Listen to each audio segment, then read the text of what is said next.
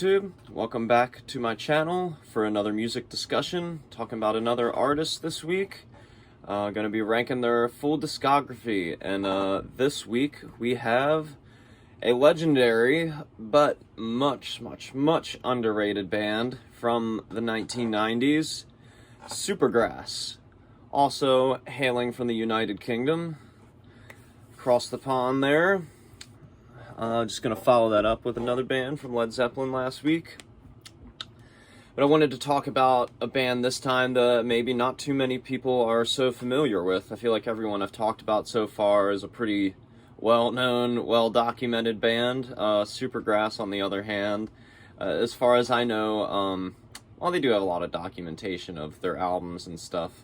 They're not talked about a whole lot, and like I feel like their story isn't as well known.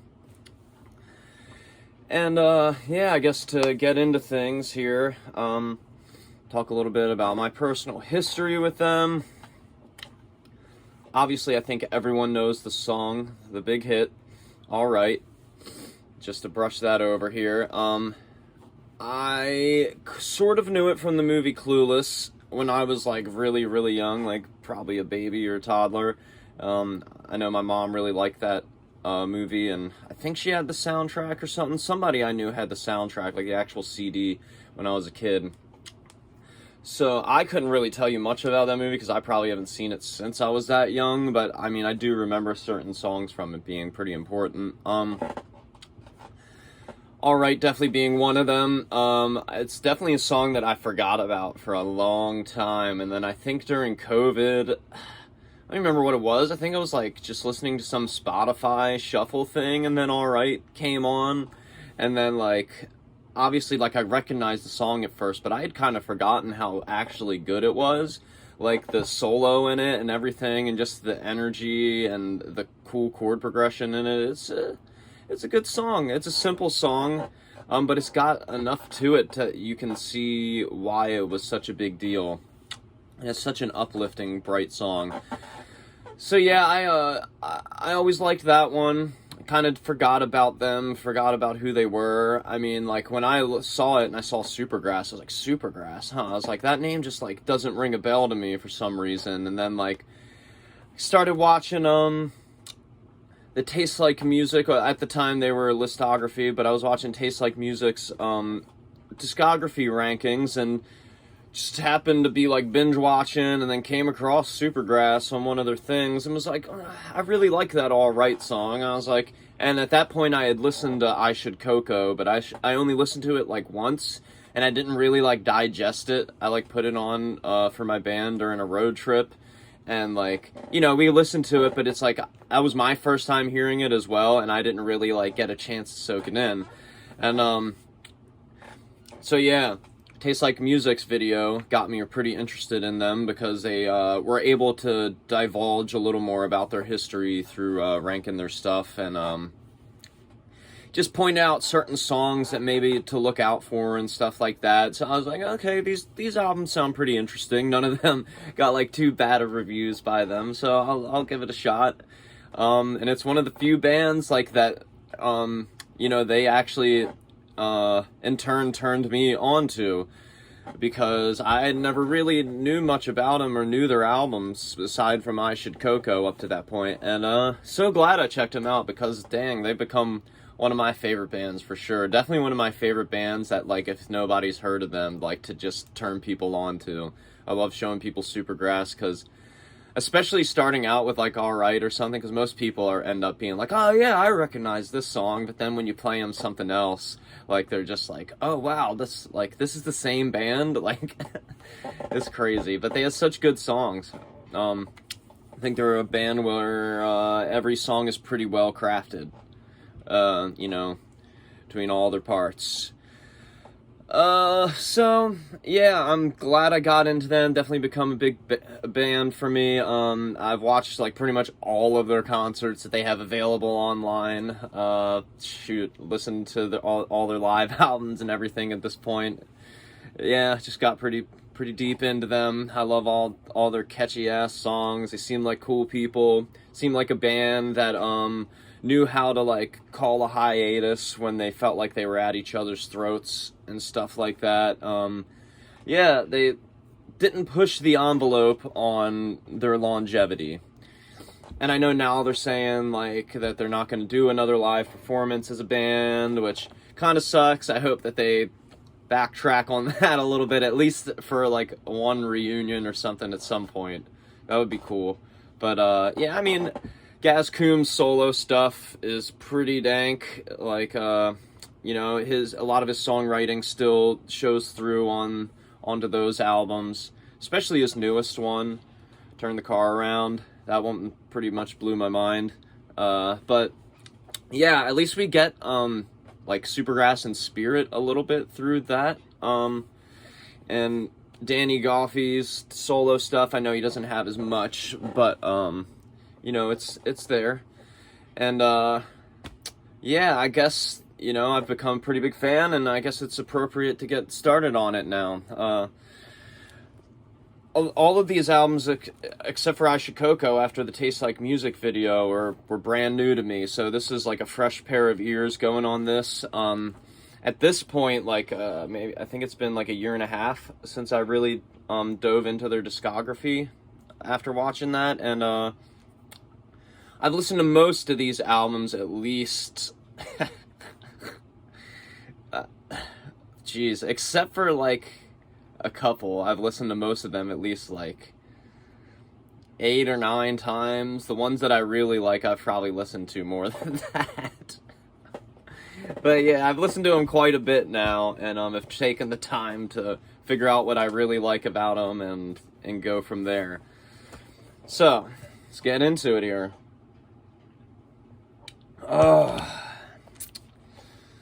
Well, at the bottom, we have the self-titled Supergrass, their third album. It's a pretty downbeat and downtrodden album. Even kicking off with the hit Moving doesn't lift the spirits or energy much, being that song is kind of sad and dark, albeit with a funky and upbeat B section. Most of the track list has a very somber tone, lots more acoustic and clean guitar tones than ever before on the previous albums. Not many songs that bring much gain or grit in general compared to before. The ever so present acoustics on here definitely are a big factor in the album's atmosphere. It doesn't ruin the album as a whole or anything for me, but the pacing is done like pretty well, so it kind of keeps my interest, but it's just not like their strongest batch of songs that they've done yet up to this point in their career. Each song is pretty well put together though, and performed in their own right pretty well.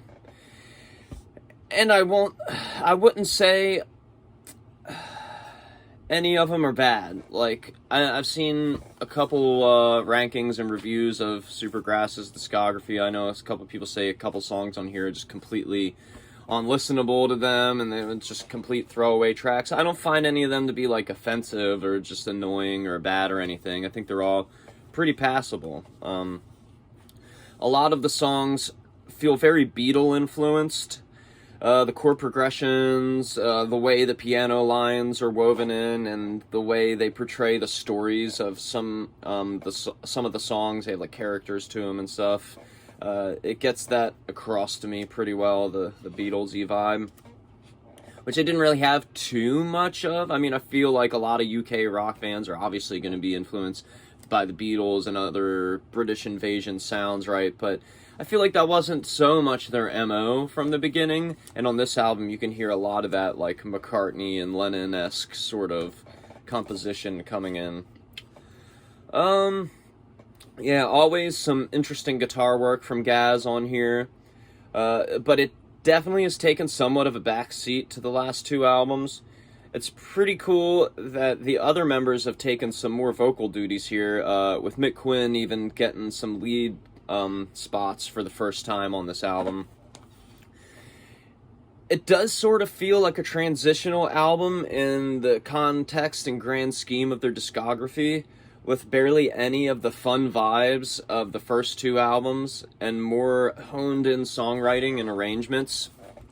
A lot more emotional value to these songs. Like I said earlier in those notes, I just don't feel like a lot of the songs stack up to the strengths of their other albums, and it just, like, I remember the first time I heard this album, it just kind of passed me by, like, one ear out the next, except for maybe, like, one or two songs, and none of the rest of their albums did that for me whatsoever, like, when I first listened to them. Like, none of the rest of them really were, like, in one ear out the next. Like, I remembered very clearly certain things about them that I really liked. This one, even after the first time listening to it, before I moved on to the next album, like, I had to listen to this one again just to make sure, like, I had heard it all. But yeah, I realize now that there's a few songs on here that were actually pretty big hits for them. I didn't know that at the time, but it was a fairly successful album. It's just sort of I don't know. I don't even want to say boring, but it just doesn't capture my attention with a lot of the songs maybe as much. Anyway, moving on here. This is another one that I know a lot of people usually place at the bottom when ranking their albums. And this doesn't mean to me that I dislike any of these albums, like, especially with this band. Maybe I'll review some bands in the future where I'll actually really not like an album, sure. But so far, all of these bands have albums that I would listen to and go back to. And, yeah, this one is definitely, like, really good, so I shouldn't even have to say that about this one. Supergrass, I might have to defend a little bit, the self-titled, but this one's really good. I don't see any problem with it. It's just, we'll get into how it doesn't stack up. So, the next one, number 5, sorry, oh man, I did it again, jeez. I'm getting bad with this. I need to, like, set a reminder, like, for things to do when I'm talking about each album. Anyway, the self-titled at number 6 was 3 out of 5 stars. Good lord. At least I didn't get into talking about the next one too much yet. So, at number 5, we have Diamond Hoo-Ha. It's at 4 out of 5 stars. Their final album. Hopefully not really their final album, but as time's telling, it probably will be. Onto the notes here. So clearly, Road to Ruin was a false ending, and they deliver one more banger of an album to send off Supergrass's recording career. This album has probably the most underrated songs in all of their catalog, especially since most of the material was, and still has yet to be played live. Like the transition from the self-titled to Life on Other Planets, they made a clear steer away from much of the dark melancholy that the previous release had. But instead of the more experimental psychedelic approach of the aforementioned, they go in favor of a more 70s glam rock fused with a combo of more modern rock acts from, like, the indie rock and post-punk / new wave revival kind of trend that was going on and rising to popularity at the time of the release of this album. Plus the, again, youthful energy that they helped signify as their sound from the get-go. Some might say the influences felt here are too derivative, maybe. I know I've heard that in a couple reviews. But as with their entire discography, this is pure Supergrass in essence. Just with very tasteful, modern updating. The mix on here feels very well balanced, and maybe overall a bit loud and brash at times compared to any of their albums. And it doesn't seem to be that raw garage rock vibe, because it still feels like it has just the right amount of polish on it. I love the reverse. Oh my god. Stupid handwriting. I love the ever so exemplified usage of more keyboards and different synthesizers being put more in the forefront than before. Again, the playing from the four of them never lets up. They sound stronger and more developed on their instruments than ever before. There is a weird bittersweetness to this album, though, as upbeat and dancey as most of the instrumentation may let on. I know it's the end subconsciously in my mind while I'm listening to it, and you just don't want the party that they're bringing to the table to end, like, anytime soon. So it is what it is. Some of the songs kind of bring that vibe about, but a lot of them are kind of juxtaposed. Like, it doesn't feel like the end for them. It feels like they just got, like, a new second wind, almost, on this album. So, yeah. Same thing with, like, Supergrass, except for I think that this one kind of has a stronger batch of songs. It's just that a lot of them aren't as memorable and have the staying power of the later albums that I'm going to be ranking and stuff. They are so good, though. I can't say that any song on here is bad at all. I think that they're all pretty much bangers and pretty good. Just in comparison to the rest of the albums, it doesn't stack up. But damn, there's some songs on here that I really wish more people would know. And not going to give them away because I'm going to get into that in my songs video. But yeah, I just think that Diamond Hoo Ha is super underrated. I think it's the perfect, like, coalescence of their power and their skills and their chemistry together up to that point. They just bring it all to the table on that, and if that's the final send-off, it was a good one for sure. Probably one of the best any band that was like, hey, this is the end, has ever done. Let's see, moving on here. Oh yeah, this next one. Next one on my list is gonna probably disappoint a few people.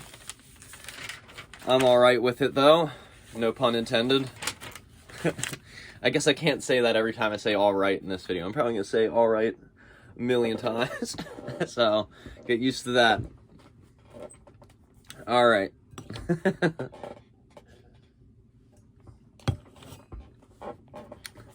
So, at number 4. We have the sophomore album, In It For The Money, at 4 out of 5 stars. I'm not raising the star up from Diamond Hoo Ha to this one.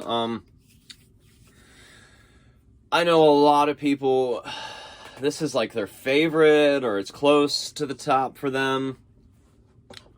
This one is simply just in the middle for me. I really like it. I think the songs on it are a lot stronger than Diamond Hoo Ha's are, obviously because of its placement. But, yeah, we'll get into it. We'll get into it. Let me read my notes here. Off the bat, you can tell this album is going to have a grander, tighter sound compared to the debut. Moments on here feel like they were having the classic case of having a good enough sophomore album to follow up a legendary debut, but there is plenty more delving into different styles here, most of which are sonic palettes that they will stick with for the remainder of their discography.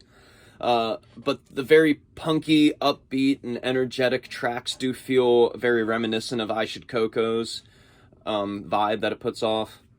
The mixing of this album definitely separates the two as distinct entities in their own right, though. Speaking of the mix, too, I feel like it's maybe too overpolished, making a lot of it feel quieter and more toned back to the rawness of the first album, which is probably why it doesn't appeal to me as much.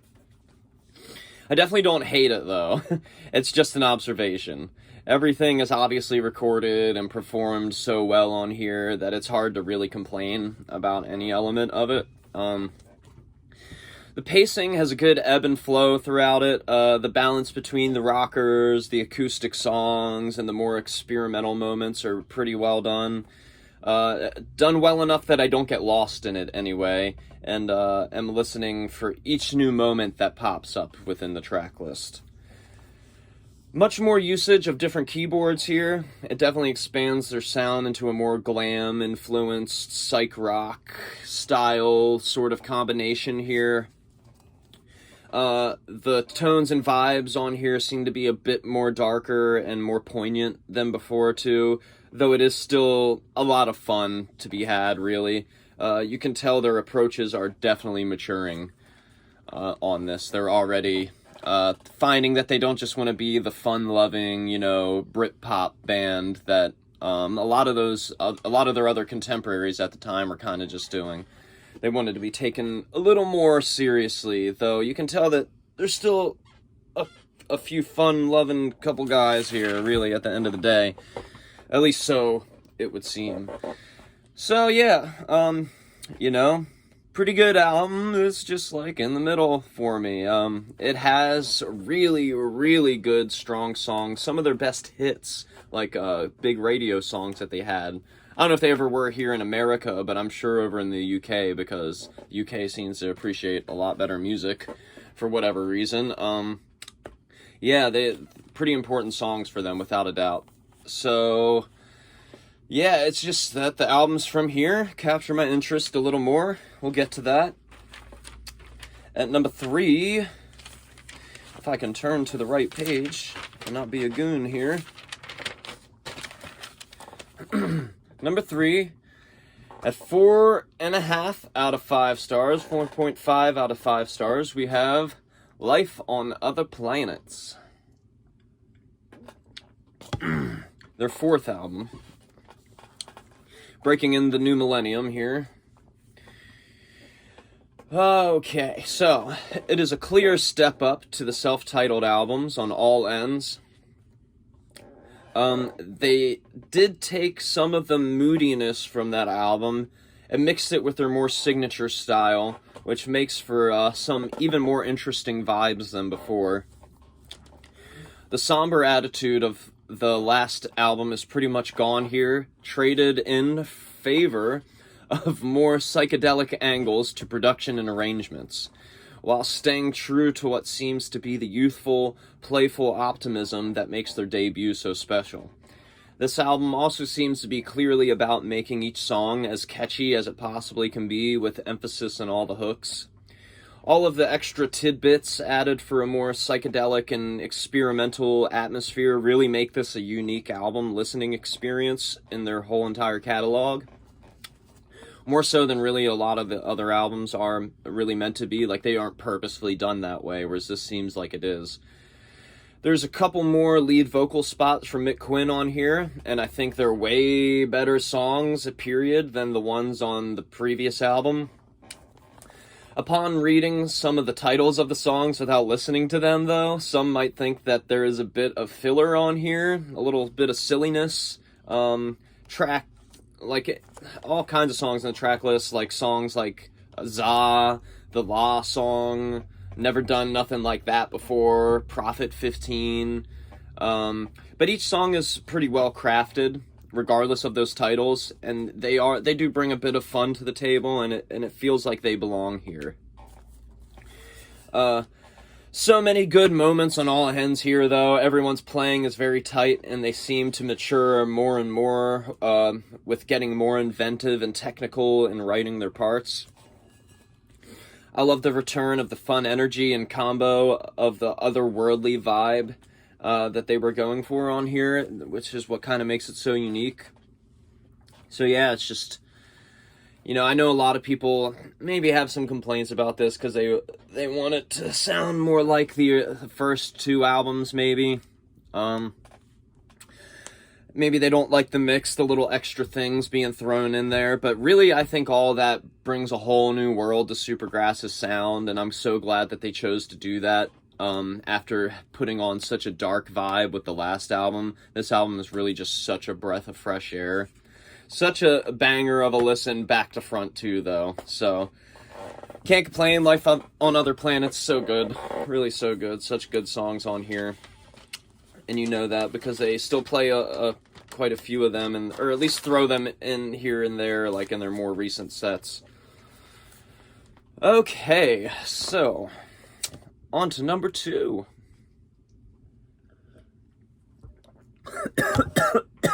Whew, went down the wrong pipe there.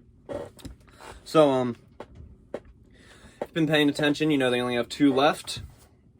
What's the next one gonna be? Can you all guess it? Which one's gonna be number 2? Which one's gonna be number 1?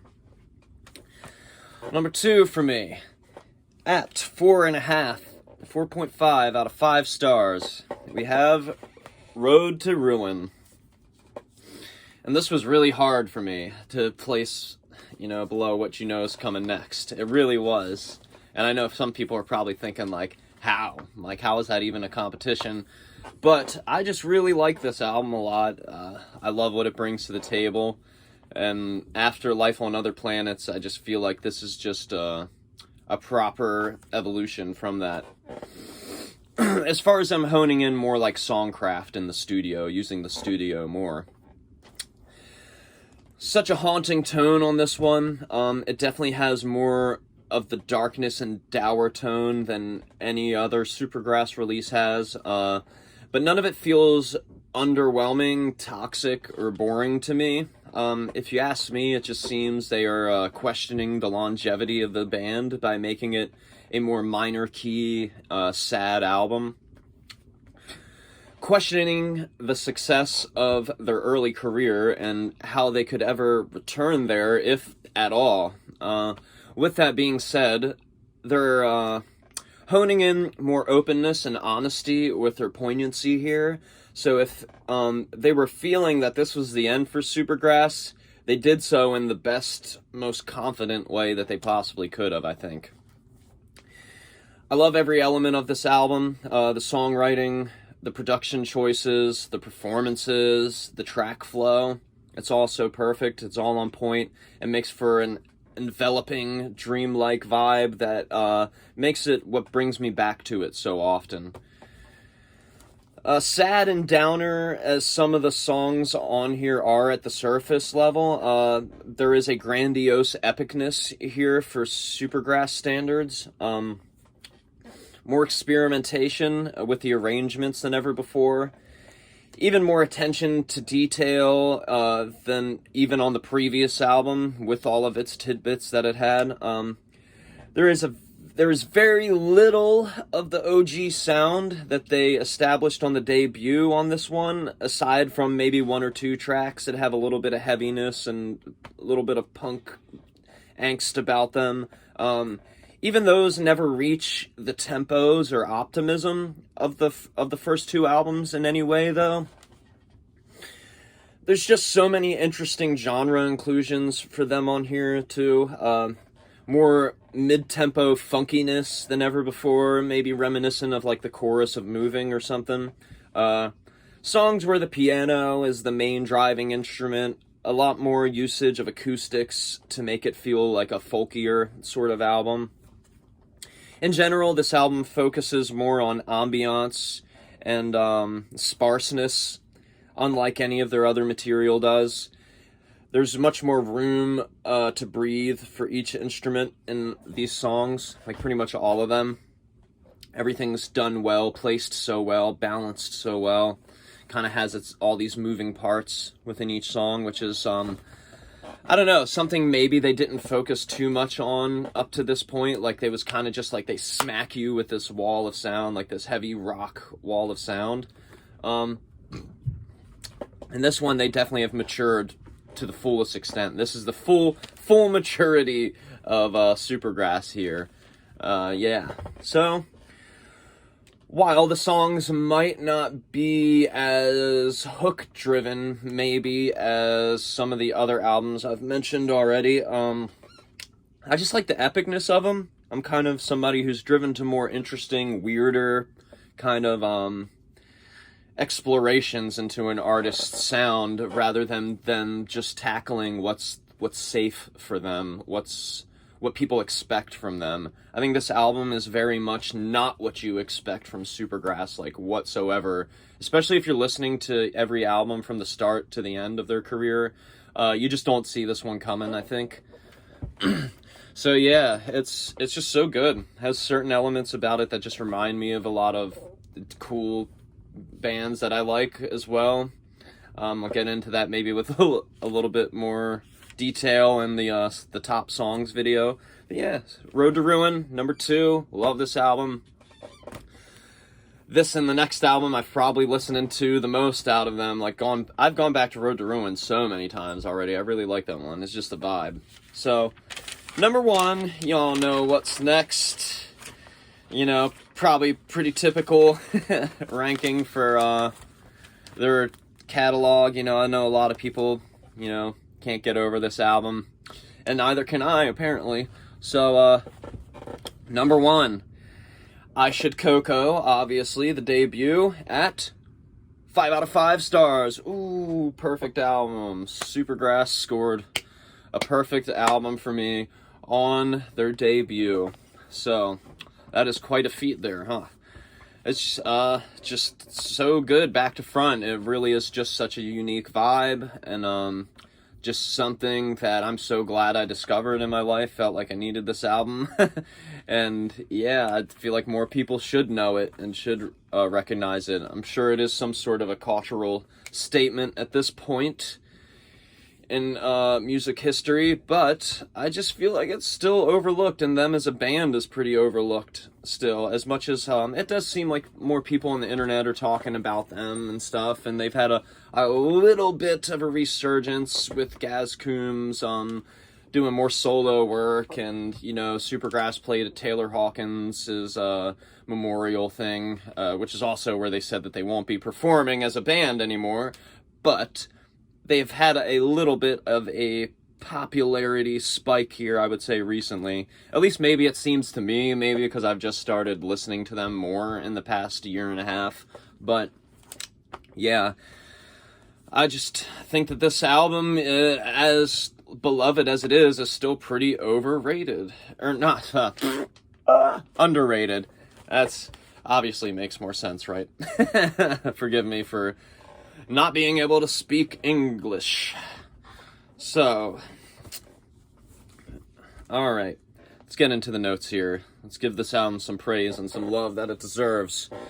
Such energetic youthfulness felt throughout this album. It's one of those coming-of-age albums. Definitely has a special vibe about it that makes it feel timeless. Not to be culturally appropriating or anything, but I love how purely English this album is. Most of the influences here seem to pull from, like, all eras of UK rock music. Like, no matter what it was, whether it was the 60s, 70s, or 80s, or even the early 90s stuff up to this point. The track order is paced so perfectly. Every song flows into the next and takes you on a journey by the seat of your pants. And it's not like one of those like psychedelic journeys, even though this album does kind of have some psychedelic elements to it. It's more so like you're like somebody just puts you in the passenger seat of like a race car driver, you know what I mean? And you're just like fucking bang, like taking off. It's like you're just gone by the second that this album starts. Lots of youthful sort of punk energy on here, as I said, but there is quite a bit of variation still in genres, some of which alludes to styles that would appear on later albums for them. A lot of their chord progressions and melodies ride a fine line between psychedelic, punk, and pop rock here. Every song is a banger to me, though, on this album. Even the silly "We're Not Supposed To" and the short outro track "Time to Go," they each add to the flow of the album and vibe in their own right. Like, if you were to take them out, there would just be holes in the track list to me. Sorry. They might be, like, kind of lesser tracks, but they are part of the album experience as a whole for me. And they aren't bad. They aren't bad listens or anything, or, like, obnoxious to me. Even if We're Not Supposed to has those, like, Alvin and the Chipmunk fucking, like, high-pitched, you know, like, pitch-shifted vocals. It's still fun. It's a funny song, and kind of, I like the kind of maybe Monty Python-esque humor to it, if I dare say that. Each moment of these songs seems so perfectly placed, whether it's the solos, the bass grooves, the frenetic but accented drums, or the keys on certain songs. I know Rob Coombs probably doesn't get as much love in this band. I know they didn't even add him as an official member into the band till, like, I think Life on Other Planets. But it's so sad because he's so apparent on these songs. Like, right off the bat on the first album, it's like, why would you not include the keyboard player? Especially if it's Gaz's, I think it's his older brother. I don't remember which of them is older than the other, but I think it's his older brother, and it's like, dang, dude. I don't really understand what was the point of that. Maybe he couldn't tour with them or something. He was just considered more of a session or studio musician. But I feel like I've after watching all of their live videos that I've seen, I feel like I've seen him in early performances. It's just hard for me to say. Maybe he just wasn't able to be around as often. And then one day he just was, and then they were like, oh, Rob, you should be a full member of the band. Anyway, that's kind of a tangent there. I was just kind of trying to say that he's pretty important on this album, and like from the get-go, so I just didn't see why he wasn't considered a full member. Yeah, so there's loads of fun, felt from this album. Definitely an album I put on to get into a better mood. Like, if I'm like just kind of feeling even slightly depressed, I could put on I Should Coco, and kind of gets my priorities straight a little bit in my head. So yeah, perfect album to me. I know some maybe would argue that it does have some flaws, but I think like the flaws that it would have in it being kind of a under-polished garage rock sort of vibe to it is kind of what makes it perfect to me. It kind of has its own uniqueness about it in the flow of it, back to front. It's like this whole continuous fucking thing, and it's a good capturing of the origins of this band. Like the song Lenny, for example, they said that they wrote at their very first practice together, at their practice session. They were playing in this space where they had like these cows around them in this cow farm, and like they were saying how their audience, I think one of the cows they named Lenny, and like the cows were basically their first audience, so they wrote this first song out of a jam they had for these cows, and I just think that's so badass. Like, I mean, yeah, it's like how many bands can start out with such a good, strong debut like that? I feel like most bands have a little bit of a struggle, unless we're talking about bands that have truly successful debuts, like out of nowhere. It seemed to come out of the blue. But I feel like they really worked on this one, and it wasn't just a fluke. It was like they really put some effort into making this a good, solid batch of songs. Anyway, yeah. That's my ranking of all 6 of Supergrass's albums and their discography. Let me know what you think. Do you agree with me on that? Do you completely disagree with me? They don't really have too many albums to rank, and some of them have similar vibes, so, it's not so much splitting hairs as some of the other artists that I've done on here, but, like, they all have good songs. They all have such good songs, and almost like the same amount of good songs as one another. So you really have to like pay attention to the production things and certain elements of just like the mood and the quality of the lyrics and stuff like that to really differentiate them from each other, I think. So yeah, it was a lot of fun going back and listening to their discography once again in this past, like I said, year and a half that I've kind of been getting into them, thanks to Taste Like Music's ranking on them, along with a few other bands that hopefully I can get into here soon with. But yeah, hope you enjoyed this. Hope you'll stick around for the top 10 songs video next, and I'll see you there. Please like and subscribe. Have a great day. Peace and love.